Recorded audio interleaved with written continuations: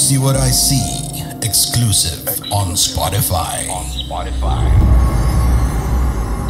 Download Anchor untuk bikin podcastmu gratis.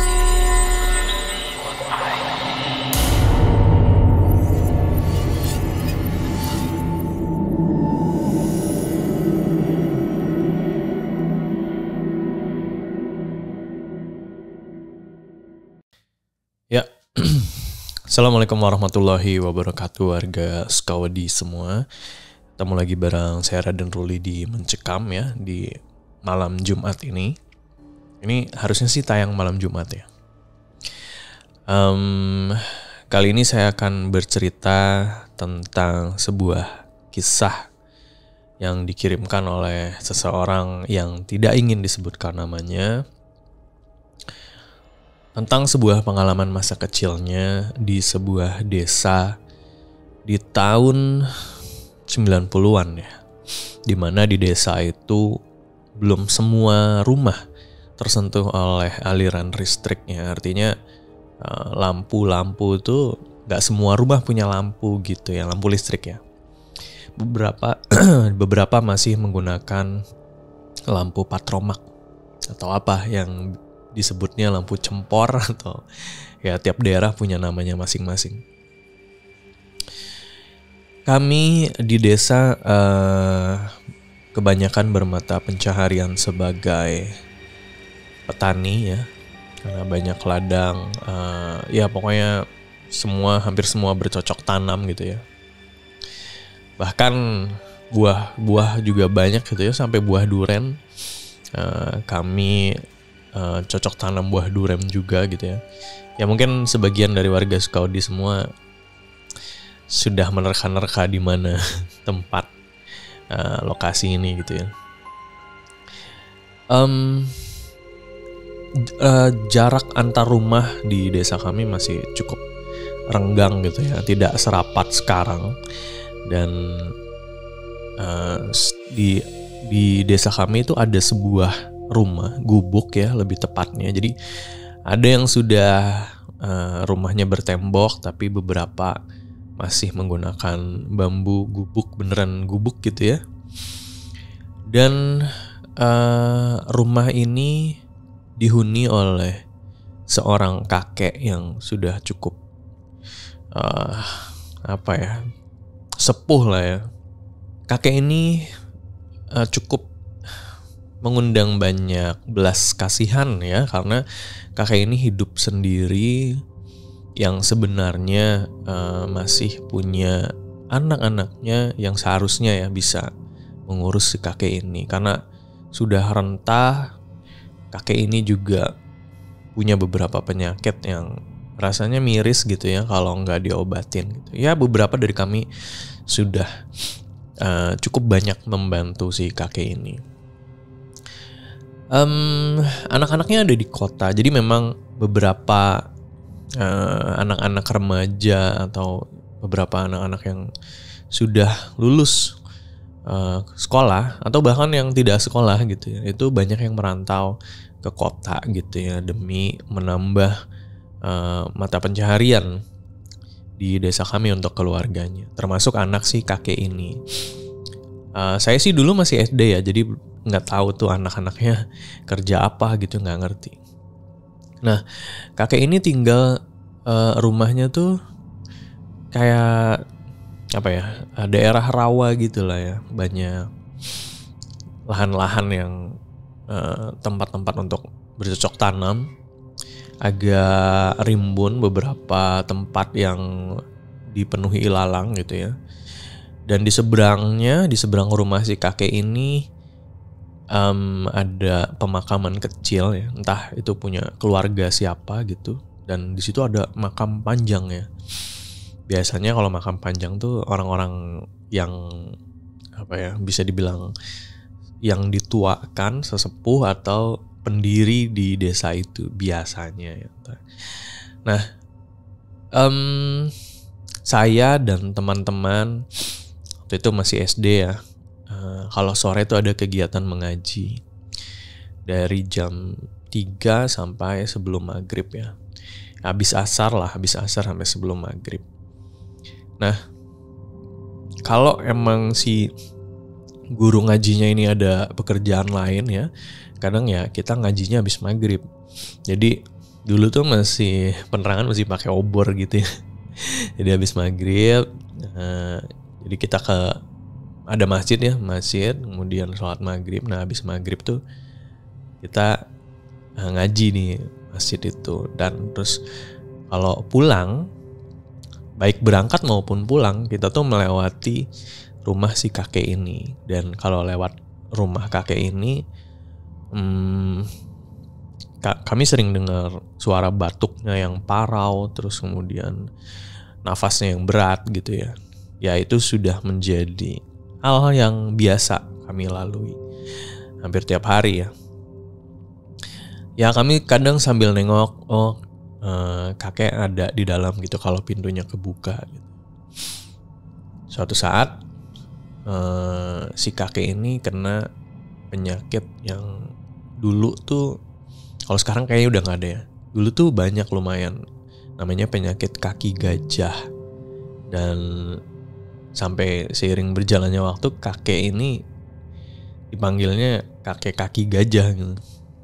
Ya sekali lagi, beberapa warga yang memiliki finansial lebih suka memberikan bantuannya untuk mengobati si kakek. Tapi ya namanya orang tua ya, kadang disuruh ini berobat segala macam agak susah.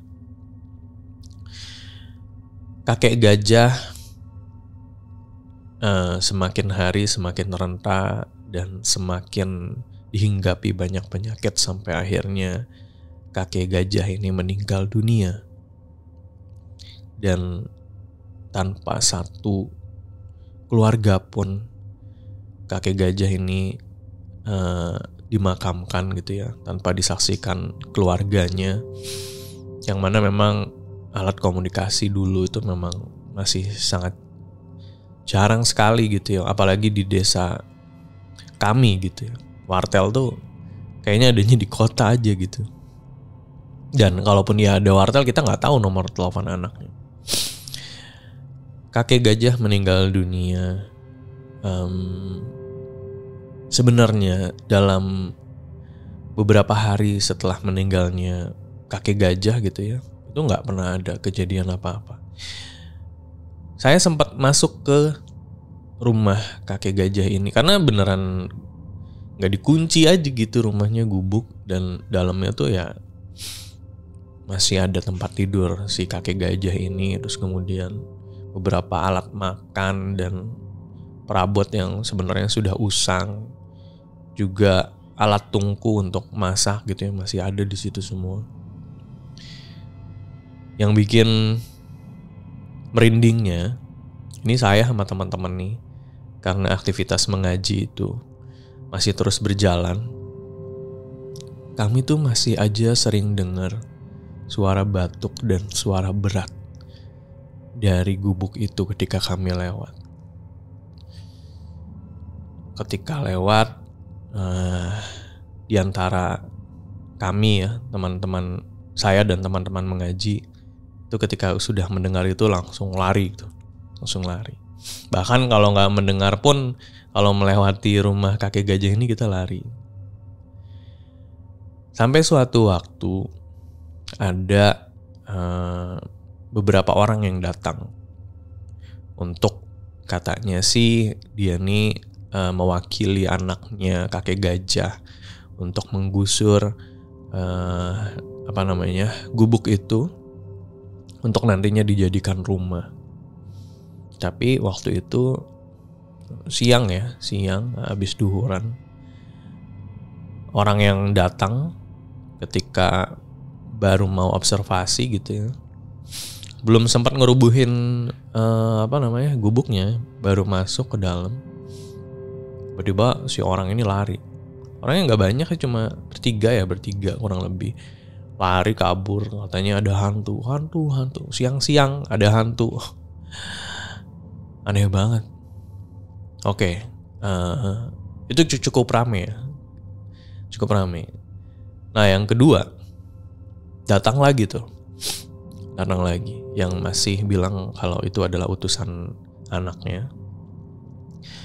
Kali ini lebih banyak dan sudah bawa semacam mobil yang bisa merobohkan gubuk itu gitu ya. Ketika mobil itu sudah terparkir di desa kami, belum menyentuh gubuknya, tiba-tiba sopir si mobil penghancur itu kesurupan. Jadi di dalam kemudinya itu tiba-tiba mengejang, terus kemudian matanya terbelalak hitam, bagian pupil matanya ke atas gitu ya, sambil berucap bahasa daerah gitu, cuma saya lupa ngucapnya karena bergumamnya juga nggak jelas gitu. Dan ya ada orang yang memiliki ilmu agama yang baik yang akhirnya bisa disembuhkan di situ. Kedua kalinya gagal untuk menghancurkan gubuk itu, sampai akhirnya beberapa bulan kemudian datanglah orang-orang yang sebenarnya sama gitu ya, tapi kali ini datang dengan seorang wanita yang mengaku kalau wanita ini adalah anak dari kakek gajah. Wanita ini datang sore hari dan akhirnya datang ke gubuk itu gitu ya. Dan ketika masuk ke dalam, entah kenapa si perempuan ini tiba-tiba menjerit histeris dan menangis dan berkata, maafkan aku Bapak," katanya gitu. Beberapa orang yang ikut dengan si anak kakek gajah ini itu menceritakan kepada kami warga desa, yang mana katanya mereka ini beberapa kali ditemui oleh sang kakek gitu. Begitupun anaknya sendiri ketika masuk ke dalam rumah, kakek itu ada berdiri dengan kaki gajahnya. Perempuan itu menangis sejadi-jadinya dan ketika keluar akhirnya mereka memutuskan untuk sama sekali tidak merubuhkan gubuk itu gitu ya. Dan beberapa kali perempuan itu kerap datang gitu ya ke makam kakek gajah untuk berziarah, yang selama ini bahkan di hari pemakamannya pun perempuan itu tidak pernah datang. Kami ingat beberapa kejadian yang menyeramkan gitu ya di rumah kakek gajah ini. Tapi kami juga tidak lupa kalau sosok yang kami lihat itu sebenarnya bukan kakek gajah, memang jin yang menyerupai saja gitu. Apalagi gubuk itu bisa dibilang sudah cukup lama kosong gitu ya. Dan saya pribadi dan teman-teman juga selalu mengingat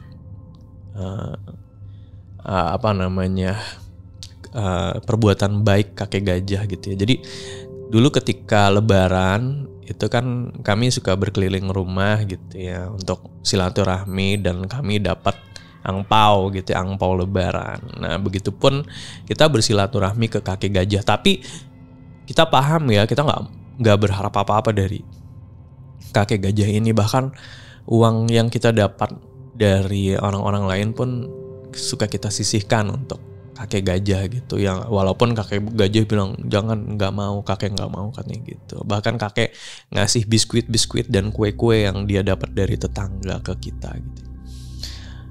Banyak memori tentang kakek gajah ini yang sampai sekarang namanya masih kami kenang di desa kami gitu.